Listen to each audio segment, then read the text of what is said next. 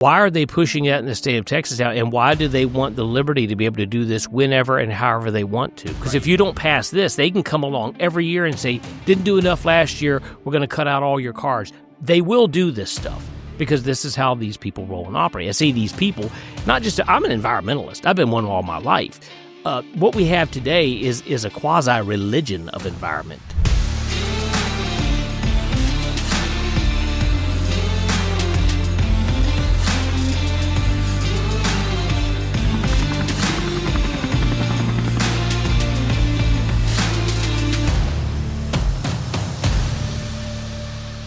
Welcome back to the For Liberty and Justice podcast, where we seek to mobilize the church, wake up the city, and take a stand for liberty and justice. I am so excited today. We have an incredible show here ahead of us. We're talking about a very important issue that we actually talked about a few weeks ago, and we've got a very special guest that came back. He's in the studio with us today, and that is my father, Ron Moore.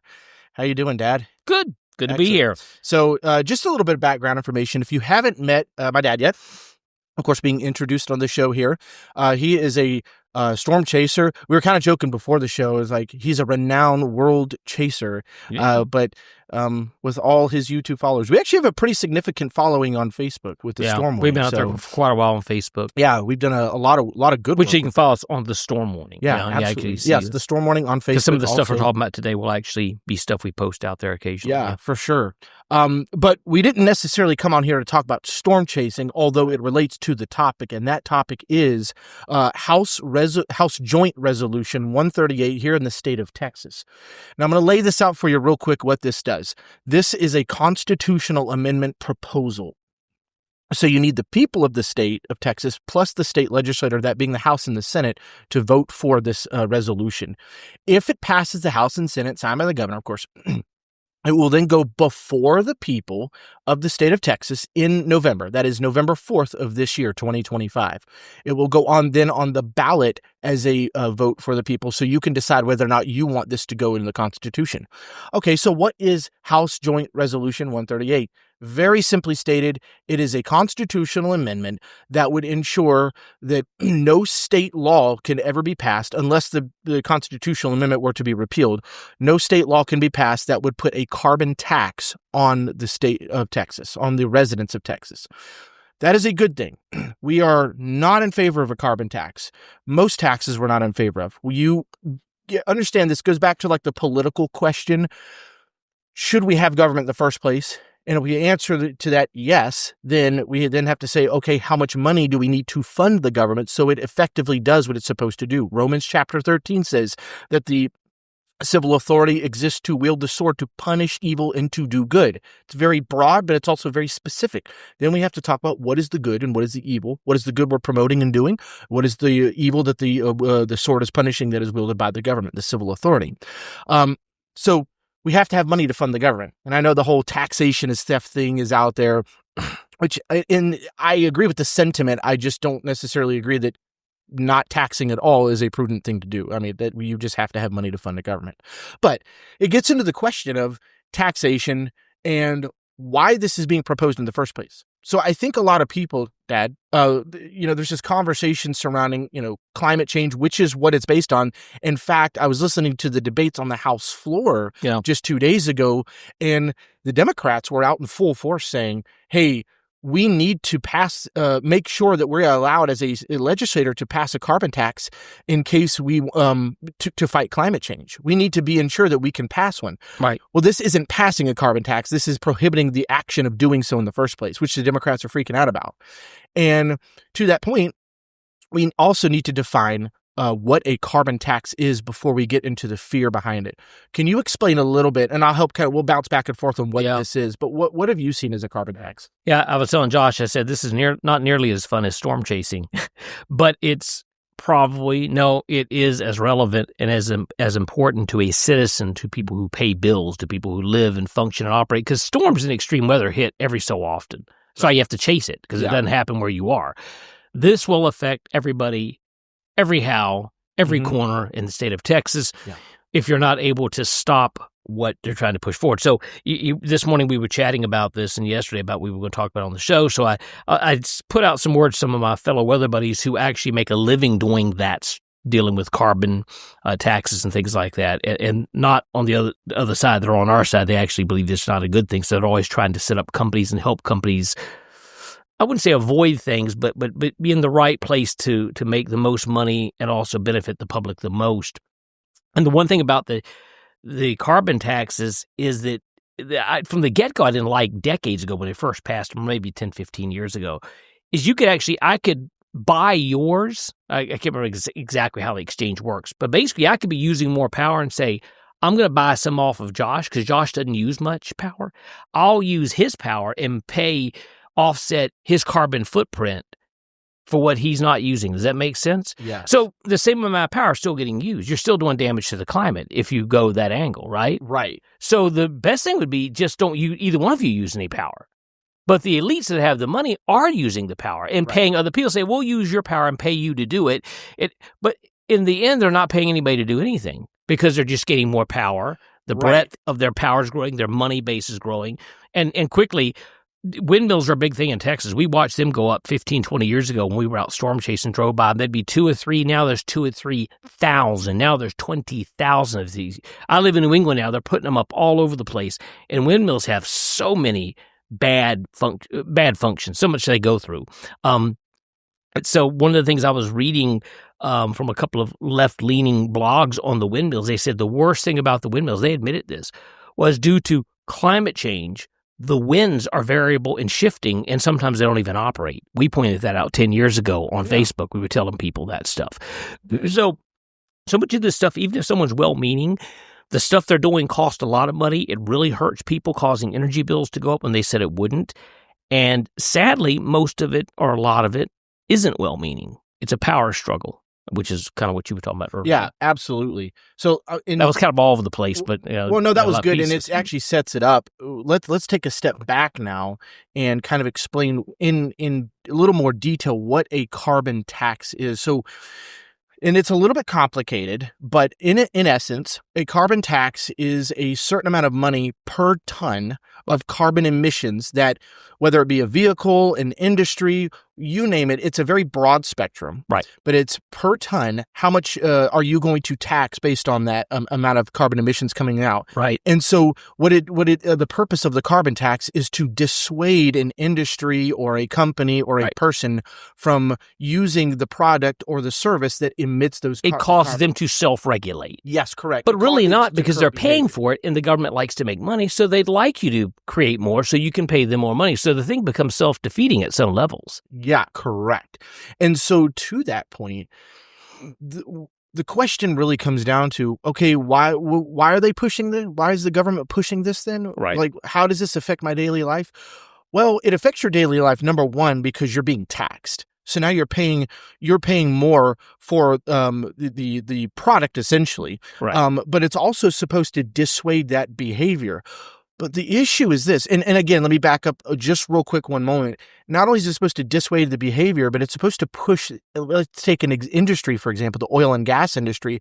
Their hope is that the oil and gas industry will go, oh man, we're being taxed on the services and the products we're trying to provide. So let's find a more eco-friendly solution to produce energy so that way people can function. The problem is we haven't really explored a lot of that. We're still learning about that. And oil and gas is predominantly the biggest energy provider, correct? Yep. And so now we're trying to move into an industry that is still, it's not non-existent, but we're still exploring those options. I think one problem people have, at my age, I've lived long enough and I've dealt with energy and been in college, as you know, studying meteorology and ministry and government. You were in that in New England and we were involved in it. A lot of people that look like they have got they're trying to do a good thing, really aren't. It's a power struggle. It's about power and money. And that's what you really have to, there used to be a thing, follow the money. That's been around forever, I guess. And you guys are trying to scrutinize and look at what they're doing in detail with these things. Going back to the question you were just asking, why are they pushing that in the state of Texas now? And why do they want the liberty to be able to do this whenever and however they want to? Because if you don't pass this, they can come along every year and say, didn't do enough last year, we're going to cut out all your cars. They will do this stuff because this is how these people roll and operate. I say these people, not just, I'm an environmentalist. I've been one all my life. what we have today is a quasi-religion of environment. Yeah. Very powerful part, and probably most of your viewers would agree on that. So we've got to be really careful with this stuff, as you said, how it affects the families. I'd go to this real quick. You were talking about a tax. What tax has not affected you? And all right now, we're all paying higher prices for everything, and a lot of that is taxation across the board. This would just be another one, and it would be really expensive because in New England, our electric bills have tripled in 10 years, and they swore to us. They told us by taking out the nuclear energy and all the other, they said it's going to drop. We are paying the highest prices in the country now. And this winter was terrible up there because of these kind of moves that our legislator made. Yeah, no, that's exactly right. And you were right. there, I think, when some of that was made. Well, not only do they... You're on the good side, I might add. But Thank you. I appreciate that. Not only are they overtaxing us, but we also have this thing called inflation, too, which, of course, basic economic understanding is that inflation occurs when you have the printing of the dollar bill that's not backed by anything substantial like gold. And every single time you print a dollar bill, the value of what's currently in in circulation then goes down a little bit in value. So instead, you don't take your money to the bank and get less back necessarily. What actually happens is those prices increase. That's why it's called inflation. So your purchasing power decreases, and that's the cause and effect. And so it kind of goes back full circle what we're talking about here, the overtaxation, especially with something that this is a good segue, especially something that is a lie. Mm-hmm. It'd be one thing if they're trying to tax like maybe a sin tax, or a tax that's something that's kind of legitimate, right? Where we want to curb behavior because this behavior is bad, But there's no behavior in climate change. They're trying to push a tax on something that's not even a threat. And it taxes everything, essentially. Yes, it does. This really does. And so that is a nice segue to then the science behind the idea of climate now we change. get into some of the fun stuff. And I want to identify a couple things. We need to define these terms because we talked a little bit about it on the episode a few weeks ago, but I think it behooves us to then go back over this a little bit and identify a little bit more what we're talking about. Climate, correct me if I'm wrong, Dad, climate is defined as weather measured over a 30-year period. Is that correct? Yeah, it could be 30. It varies on numbers, a little bit. But it's over long periods of time. Right. You in your lifetime, if you live the average lifespan, you're going to see things flip in your area maybe 2 or 3 times. Right. And it won't be drastic, but you'll say, wow, it sure seems like it was colder back then or warmer. If you lived to be 200 years, you'd see massive fluctuations. Right. And we've seen that over and over again throughout. By the way, I might add, climate change is a term dating back to the 1700s. I've got the books and letters at my house right now. My collection is in the thousands now of old weather documents. Right. Climate change is not a new term at all. So it's nothing new under the sun. Nothing new. So it's how you use it. Right. And so this is a lie pushed by the left in order to create fear in the heart of man. Right? And of course, fear is a movable object, right? Fear is a currency that darkness uses to get people to move in the wrong direction. Control, power, and money. That's all it is. Yeah, and so that's exactly what climate change is. And that's where this carbon tax is birthed from. Right. It's birthed from the fear of climate change. And so then we have to ask ourselves, okay, then how does that affect me? Well, we're here today to sort of dispel that fear. And that's a segue really into some of the stuff that we covered last week. Let me say this about carbon monoxide or dioxide, CO2. Again, the guys that I know, and you know them too, are specialists in this field. They literally forecast around the world. They're on our side on this issue. And I look at the numbers with them and crunching the data, so-called. The CO2 thing is a myth. It really is. And I told Josh the other day, most people know trees and plants eat CO2, take it in. Most people don't know the oceans of the world do the same thing. Salt water is as a tank for it. It absorbs it. So CO2 is not the problem we make it out to be. And I'll say this real quick and we'll go where you want to go. But people forever have said temperatures follow CO2. I said this on the last show, that temperatures go up as CO2 does. We're now finding that's not the truth, that CO2 actually follows temperature. In other words, the temperature was rising, and then the CO temperature tank could enlarge, which means that the temperatures were rising on their own. Cyclical in nature. Right. Natural. And CO2 was just going up with them. And now it's actually in some places going down. And they claim it's going down to emissions. It's not that. So right. And that's a good explanation. I think it's good for people to know that. And this is something that I don't know that we really addressed on the last show. And it's super important for this particular discussion. And that is, people were probably asking, well, okay, so you're saying that this carbon tax is not good, which is understandable. That sounds good. Yeah, generally taxation is probably not great or a prudent thing to do right now anyway, so I get that.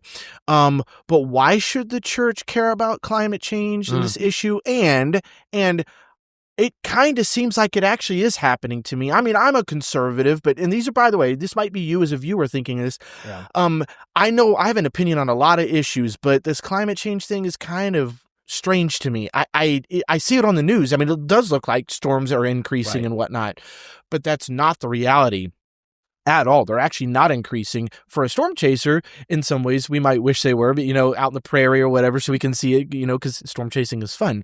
But as far as the cattle goes and the property, everything, it's not increasing. But I think we should take it step by step. And the first thing is this. When we're talking about man-caused climate change and we're moving into this, further into this discussion, it's important to understand that 15, 20 years ago, basically when I was in high school from 2004 to 2008, really around that 2005, 6, 7 range, Al Gore became a prominent guy, right? He became the poster boy, essentially, for, remember the hockey puck theory? You've probably heard about the 99 or 97% of scientists agree that climate change is real, right? Yep. And so Which was not true. That's been dispelled. Talk a little bit about that. Well, the numbers, I can't go into the detail of the numbers, but 80% of those were social scientists. They weren't meteorologists. They were not climatologists. Very few of them were on that. Most climatologists and meteorologists since then have not even agreed with that whole theory. So that whole thing was fabricated in the way it was presented. And that's a well-known fact. Right. And social scientists being sociologists, urban planners, stuff like that. Not against those things, but they have not studied meteorology or climatology. And let me add this to that, too. We had floods recently in North Carolina, Tampa Bay, from hurricanes and stuff. And I told you guys decades ago, I told my family and other people, I said, our urban planning stinks in America. They're stealing all that money while they build these cities, not putting in the proper drainage systems and everything. Tampa Bay, they're suing all over the place now because of that. North Carolina, where the hurricane came in, Camille did the same thing in 1969, blew out Western Virginia with flooding and stuff. Back then, they still had the walls to the canyons, the rocks, the trees. What we've done now, we've gone through with the interstates and asphalted everything. So you turned an interstate into a river gorge is what you did. Yeah. And the water flowed down right into the town. We did half that stuff. It wasn't just the rain. There would have been flooding, but not the kind where a wall of water is blowing through. This is where government has to be regulated. If they're going to plan our towns, we need to do it right, and we need to hold them accountable, which means we're going to have to go back and do some replanning because... Right. And one of those things that they're trying to do is the carbon tax. That's what they've been trying it for years. That's the same people who messed up the city. I know. No, you can't do this again. You can't do something else that's going to tax our kids. You've got a new baby. Right. Tax the next generation because you think you're going to be able to do something right. And it's not even a matter of being... This is science. This is science applied to government and how you do proper governance and how you make it where the people can do what they need to do to grow commerce and expand and have education and beautiful towns and cities and all this other stuff. This will not, and I don't want to go into detail. Windmills are terrible when they're constructed. They're expensive. They use do a lot of CO2 and a lot of fuel to create. Yeah. So they're not as environmental as people think they are. And if you ever go into a farm of them and shut the engine out, it just goes woo, woo, woo, really, really They're very loud. ugly, They too. put off a real weird vibe. Yeah. I did ask AI this morning if they affect the environment, Grok AI, and it said, oh, yeah, they affect the environment. And I was like, really? Grok agreed. Well, I think it's important to go back and point out Al Gore and why that was brought up in the first place. And that is because in 2006, 7, 8, right, that time frame, the early 2000s, this is when I was in high school. I remember distinctly they kept showing us the inconvenient truth, right? Like, and it's an inconvenient truth that we're destroying the planet. Well, it's also an inconvenient truth that not only are we not destroying the planet, we're supposed to be good stewards of it, by the way. That should be pointed out. Yeah. But it's really a lie that they were pushing. And here's how it works. They said in 2007, Al Gore, they being Al Gore and all his 97% of scientists, said that by the year 2015, many cities on the eastern seaboard would be underwater. Right. Which begs the question, if those were supposed to be under the water, then why was Barack Obama in 2008 buying property on Martha's Vineyard. Why would, and he believes in climate change. And Zuckerberg bought Hawaii. Why would all these Obama, yeah. Why would all these elitists be buying property, investing in a bad investment? They wouldn't. That's the answer to it, because they knew it was a false thing. And let me add this to that, too. So I told you I got some new weather books recently, new old weather books, dating back before the Civil War. Beautiful weather books. So I picked those up. I started reading them before I came on this trip, and it was crazy because I get them for the weather content. But this one, all three of these books had connecting stories about sea levels rising, right? 1850, 1838, sea levels rising. That's what these are made out of Yale University. They're talking about sea levels rising before the Civil War. We act like it's a new thing. And they were studying latitude, longitude, all this other stuff. And I looked at some of the theories, and they actually said what I said. They said the sea levels aren't rising. Cities are sinking. This is in 1838, New Haven, Connecticut, New York City. Some of the barrier islands are going underwater, and they said there's too much weight on them.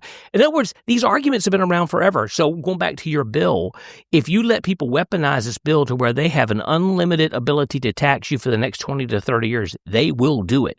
And they'll do it with no purpose intent except additional power and money. Right. It will not fix anything for you because there's nothing to be fixed. Right. And so Al Gore and his guys, again, back to that, they push this theory. They say the proof of climate change is the increase of severe weather. Right. And that's what we dispute, that's not happening. You don't even have to, because I know the viewers are probably thinking, the CO2 thing, I don't even get it. Like, how does that affect my daily life? It doesn't affect your I mean, it kind of does, I suppose, because it's in the air and whatnot. Yeah. But to the extent that it's part of your vocabulary every day. Well, you breathe it out, too. I mean, you've expelled a lot of CO2 in this room. I'm still doing it. I do it, especially with all that hot air. I mean, yeah. But the point is, the severe weather is not increasing. Here's some data. Over the past decade, from 2013 to 2023, 6 of those 10 years were at or below average for annual tornadoes, which is about 1,229.6 per year in the United States. So a decline. So a decline from 2013 to 23. Well, that can't be anything from NOAA. Oh, it was. Is it from NOAA? Oh, it was NOAA. I've showed that graph to people before. And what does NOAA stand for? National Oceanic and Atmospheric Administration. Boom, there we go. Yeah. I almost remember that. They would note it for other things. National Weather Service, Weather Bureau, they had numerous names over the years. And so they have 2 wings. Yeah, NOAA has 2 wings. That's their graphs. Yeah, that's their graphs. That's their data. Tornadoes, hurricanes. They have the Storm Prediction Center, which focuses on severe weather, tornadoes, hail, flooding, and winds. And then I think they do fires as well, like wildfires. Yeah. And then the National Hurricane Center, which is the other wing that still focuses on hurricanes. This is all data on their website. And we kind of went over this in the last episode, but I think it's important to bring it back up in relation to the fact that they say climate change is happening. Man is causing it. Storms are getting worse. Their own data does not show that. What their data shows is if man is causing a shift in climate, we're making it better because severe weather is decreasing. Very good connection. Is literally what it shows. The opposite of what they're saying. So it doesn't make, that's what, as a science guy, and I love statistics, drives me nuts because you could show it to people. And I've had people in meetings, you've been there for a few of them probably. People freak out when I show them this stuff. They say, I don't know where you got that. I said, it's NOAA. You can pull it up on NOAA right now. Also, the Forestry Division out of the U.S. government is the one who usually monitors the fires around the country. They track the stats for that stuff. And one of our buddies in New England, that's what they track. That's under their division in their weather company is tracking fires. They've told me themselves, and I've looked at the data for myself, fires are, I mean, they're interesting. They're scary. I've not chased fires. Okay, we've been in a few in the plains, lightning fires and stuff. But fires, I believe half of them, don't hold me to this, a majority of them are started by arsonists in America. They're not natural. Right, yeah. Like the L.A. fires, guess what they found out? People throwing literally starting these fires up. And so what you're claiming is climate and, the increased droughts. Some guy or girl throws a match out the window with a gas can, and that's suddenly the climate's fault. We're smarter than that. Right. And that's a fantastic point. And it kind of begs the question about going back. I want to make sure that the viewers, because this could be a complicated topic, and I want to make sure that what we're not doing is this isn't as easy a topic as saying, here's why we support traditional marriage according to the Bible and the Constitution. It's not clean and clear cut it's not clean and clear cut. So there is a proposal to prohibit a carbon tax in the state of Texas, constitutional amendment that would prohibit the legislator from passing any climate change related policy. That's what we're saying. We're saying we want this resolution to go to the ballot so the people can pass it as a constitutional amendment to prevent this legislator from placing a policy on you through the legislator or law that is fear-based. So you're basically voting in November on putting a brake on them, Yes. not being able to just pass whatever they want. That's exactly right. But if the people decide 2 years down the road they really want something to happen because something's really happening, whatever it is, they can go to the ballot box, have another measure put out there. Yeah, they could. Okay, so this just puts the brakes on nutcase stuff happening. That's exactly right. Not blaming any party, just saying nutcase stuff. This begs also a constitutional minute here. You have to. The viewers need to understand also the purpose of the amendment process or a constitutional amendment. So the state constitution, just like the federal constitution over the whole nation, the state constitution governs the state of Texas. So no law passed in Texas that violates the Texas state constitution is legal, and it can be struck down by the Supreme Court or a district court in Texas, similar to a Supreme Court doing the same at the federal level. What a constitutional amendment will do is make it very clear in the state constitution that, hey, you can't do this. Like the legislator, by a simple majority, the legislator cannot do this. You need to repeal the amendment completely, which takes 2/3 of the legislator and going to the people as well, the state of Texas, if the constitutional amendment is passed. In other words, it makes it just a lot harder to pass a law. It makes it really impossible. And that's what it boils down to. By your vote in November, you're just putting the brakes on people doing crazy stuff in your state. That's right. It doesn't mean you can't address concerns that come up later. It just slows it down.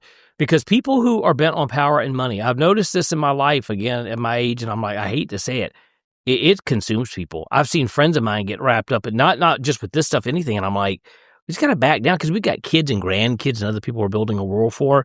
And we want it to be a good place. Yeah, and it absolutely. can be. It's a beautiful planet we live on. So what we're explaining here is the reality or the fact that we want voters at the ballot box in November, if this makes it to the ballot, the constitutional amendment proposal, that people should vote for it, and they should be petitioning their state senators, because it has already gone before the House. I actually think it's up for a vote today, if I'm not mistaken. But send an email to your representative, send an email to your state senator, send one to Governor Greg Abbott, call them, hit them with it, and then if it passes the House and the Senate, then it can go to the ballot in November. So there's got to go through a lot of processy in order to make it.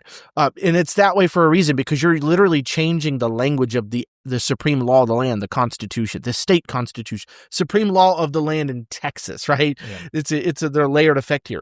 So with that said, the information that we provided so far regarding hurricanes and tornadoes is simply to dispel the fear that is trying to push this legislation. Because that's what it's built on. Right? That was the foundations of the whole movement. So the Democrats have come against the constitutional amendment proposal, saying we don't want this because we want to be able to pass a carbon tax in the future. And we're saying, no, you shouldn't be able to do that because it's based on fear. Your policies are based on lies. More than that, it's based on everything you got wrong to begin with. Yeah. You got it all wrong, and you want which is the point we were making about Al Gore. There's no science there. Yeah, the point we're making about Al Gore is that you got it wrong. Your predictions fell flat. Your forecast fell flat, and now you're moving the goalpost. You're saying, that's pretty much it. Now in 10 or 15 years it'll be worse. You said that like 2 or 3 times in the last 30 years, and again, it never turns out to be true. That language is used all through history of America, dating back 250 years. If I could go through the history of it right now, it'd blow people's minds. How many times that's been? Yes, it was global cooling in the 1970s, was it not? Oh yeah. And now it's global warming. I've got magazines from the 50s saying about controlling weather and stuff. It's never gone away. It gets repurposed. We have a few minutes left. Let's take it in a different direction because I think this is super important for the church. What is the spiritual aspect of this? I'm going to take it in this direction and saying that we are supposed to be good stewards of our planet. God has called us to be stewards. You find this in Genesis chapter 1 and 2. But we are called to be good stewards of the planet. But we are not being good stewards of the planet when we are passing legislation that makes us not good stewards of our money. And by the way, the left is the biggest violator policies that, by the way, Greenpeace, PETA, all these different environmental organizations, they support them, and they're the biggest violators. They defend China, and China is one of the biggest violators of them all. It's a scam, and when I was younger in high school, I supported Greenpeace. I was one of the first ones to join up with them. Several groups like that I actually sponsored, helped support my high school, and then when I found out what kind of crud they were, I mean, pure hypocrites. If you're part of them or haven't checked them out, you need to investigate it. The stuff's not true. So going back to the scripture like you were talking, there are numerous scriptures. So let me say this, sir. Let's define steward real quick. A steward is not someone who takes care of the environment. That is not a steward. A steward is someone who takes what you have in your hand and does more with it. You expand. That's why God, in the first few chapters of Genesis, says, "And the gold there is good, and this river is excellent." He starts telling them, here's how the resources flow and how you can move things around. Then as he starts describing Israel, it does the same thing. Then you get into the middle of the Old Testament, he'll say, you're fearfully and wonderfully made, but how majestic creation is. But then in Isaiah, I think it is, I may get the verse wrong, there's 2 or 3 times where he says, the highest heavens belong to the Lord, but the earth he has given to the sons of men. And I tell people, he has given the earth, and Jesus reordered, coming back to the New Testament, Jesus said when he returns, he comes to receive for himself a kingdom. Yeah. So we're supposed to be stewarding, which means taking everything on this planet and maximizing its usage, using physics and chemistry and minerals and oils. By the way, too big of a topic here. I learned this at Florida State many years ago. Oil does replenish itself. It doesn't run out. The oil supplies are massive on this planet. And I'm not just pro-oil. If you find a better energy, I'm not even against solar or wind energy. I'm just against you putting all this stuff out there claiming it's going to do something. It doesn't do it. Right. I am for alternative energy. But right now, oil is the baby that does it. Gasoline's what drives engines and stuff. That's why you can go to a disaster area and save people with the boats using diesel engines. You couldn't use it using green energy. It wouldn't even get you going. So that's what stewarding means. And yes, it's very biblical what we're talking about because you and me, we're the ones responsible for being the stewards on the planet. He owns the heavens, but he's given the earth to us to manage. Yeah. Mismanaging is when you put corrupt people in charge of things who don't care about the environment. All they care about is power and money and wealth, and they use fear to do it. And God isn't about fear. For whatever people want, he says, I haven't given you the spirit of fear, but a power, love, and a sound mind. I think that's great. That is a wonderful way of even talking about stewardship and not just managing it, but maximizing the usage. Because that's what the left does to us, right? They tell us that, and they convince the public that, conservatives don't care about the environment. No, we do. You're actually the ones that prevent us and tell us not to use God's creation to our advantage and to benefit mankind with his creation. And that is the biblical mandate. In fact, the left is the very person in the parable of the talent that buries it and does nothing with it.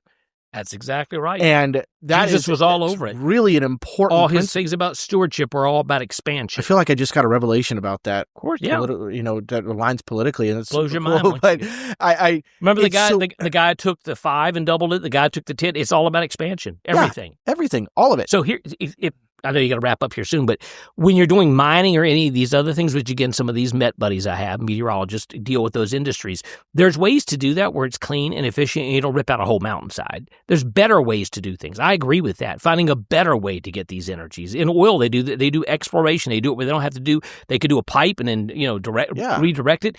They're doing all this stuff, but they're keeping us running. If we didn't have power, if the power went out in America today for 24 hours, we would descend into darkness quickly. We'd look like the Middle Ages. Yeah. People have no clue what it would look like. That's what's keeping you running. It's not green energy doing it. And they could tell you all day the windmills in Texas no, they're not. They do it at times, most of the time. I'll be out there chasing sometime the next 2 weeks, and I guarantee I'll send video in. Every windmill will be sitting still. Oh, I know. And the wind will be blowing. That's what somebody told me on Facebook. They said, well, you got to get it when the wind's blowing. I stopped. I said the wind's blowing at 47 miles an hour. I had my anemometer outside. It's terrible. And no comment. No, that's insane. Anyhow. Folks, we have to be good stewards of the environment. That's a demand from the Lord. It's what we're called to do. That's right. It's one of the first demands in Genesis. And part of that is making sure that a carbon tax is not passed in the state of Texas, but we prohibit something like that from being passed, which is why this constitutional amendment needs to be passed. And that's it your needs part. To be placed in the Constitution. That's your part. If you're wondering what you can do, exactly that's what right. you can do. So you need to call your state senator. You need to call your state representative. You need to call the governor's office. And then if it makes it to the ballot in November, you need to show up and vote for it on the ballot, because this is not only good stewards of our environment, this is going to be good stewards of our money. And stewardship is one of our values at For Liberty and Justice. And we're here to try and dispel that fear that backs the legislation that they want to push forward in the future, that this proposal would prohibit from happening. So that's the short of it. But we appreciate you joining with us. We wanted to provide a spiritual and constitutional and fact science-based perspective on this issue because I think it's important, and not a lot of podcast and conservative thinkers talk about this. So we wanted to bring you a unique perspective. But with that said, we will see you next time. Be blessed. Hey, thanks so much for watching the For Liberty and Justice podcast, where we seek to mobilize the church, wake up the city, and take a stand for liberty and justice in the governmental realm. Hey, look, we'd love for you to follow us on all of our social media at For Liberty and Justice. Subscribe to the podcast, share it with a friend. And if you're looking to get involved, we'd love for you to either launch a chapter or join a chapter in your local area so we can keep fighting for liberty and justice together. You can do that by going to forlibertyandjustice.us and signing up today. Let's keep fighting to mobilize the church, wake up the city, and take a stand for liberty and justice together.